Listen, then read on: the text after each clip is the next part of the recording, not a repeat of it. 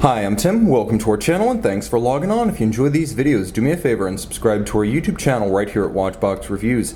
I'd really appreciate it and I promise to update daily. If you love this watch, you can see it and you can purchase it on our website, thewatchbox.com.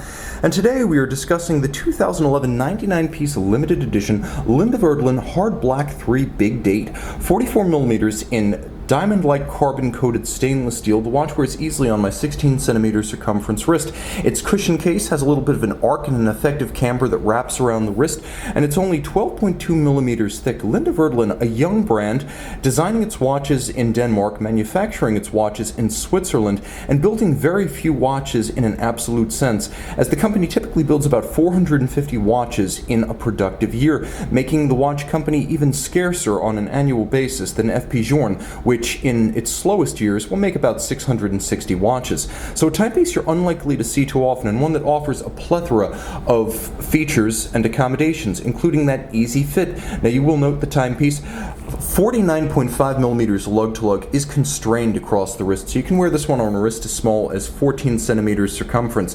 Jump a little bit closer and you can see that the watch truly is slender. 12.2mm is as thin as a Rolex Daytona, and then you have that downward arc of the lug profiles. The strap is a handsome cut strap in vulcanized rubber. It's black, it's substantial, but it's also smart in its design, with pockets evacuated on the underside on each flank of the lugs to vent the wrist on a hot day, as well as improve the flexibility of the strap. As you can see, black with a matching stainless steel DLC coated pin buckle. A smart design, I should mention, as it features an elevated bridge over the prongs on the side, so that when you actually put the strap in the buckle, it sits flush inside the buckle rather than stacking up underneath. So smart design even in detail, and you can see that the beveling at the end of the strap speaks to an attention to detail that is worthy of modern day Danish design. The timepiece, of course, is universal in its appeal, though, with the polyhedron case form, handsome, technical, a little bit avant-garde, certainly an unexpected alternative to the likes of the Royal Oak Offshores and the Hublot Big Bang.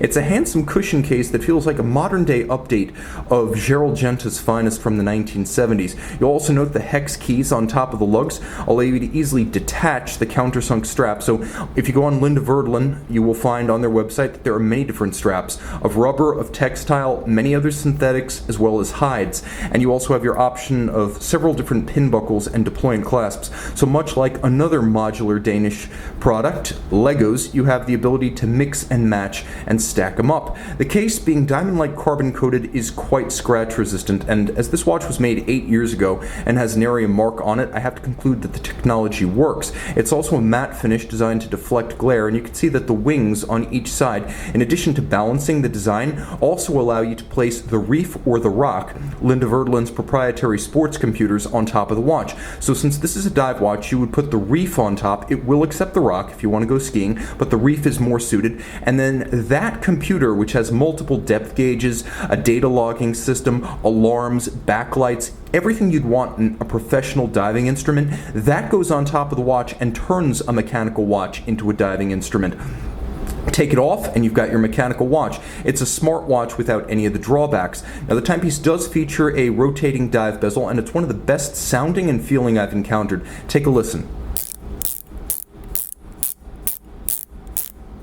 It doesn't have quite as much resistance to turning as you'll find on a Doxa sub or a Luminor submersible from Panerai, but it has the same positive, crisp feel and sharp report. Jumping in a little bit closer, you can see the use of handsome cyan accents on both bezel and dial, with applique indices as well as bi-Arabic numerals at 9 and 3. The dial has a flange outboard to more easily read the seconds and the minutes, and then you have satin finished hands for hours, minutes, and seconds, as well as an embossed pattern best described as a modern day techno update to the 1930s, 40s, and 50s sector dial designs as practiced by many, most notably Patek Philippe. There's a double-digit date and the screw-down crown. By the way, the watch is 300 meters water resistant. The screw-down crown allows you to manipulate both the time with the hacking or stop seconds function to set to a reference time, as well as the date, as the timepiece allows you to rapidly cycle the double-digit date, which is the namesake for this big date model. Now you've got a remarkably slender watch that will easily fit underneath the cuff. As you can see,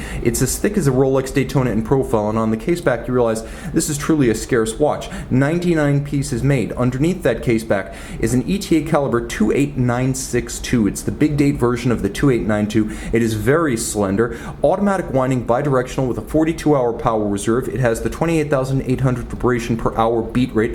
Linde Werdelin using a high-grade version of the 2896, and of course it has the stop seconds and the quick set functionality. A modern-day dive watch that has the potential to be so much more via the computer add-ons, or if you like, just a low-profile and high-value alternative to frankly overpriced and overrated equivalents from AP and Hublot. See this one and make it yours on the watch box. The Linde Werdelin Hard Black. Note that even the seconds hand is loomed and the entire rotating bezel is fully loomed.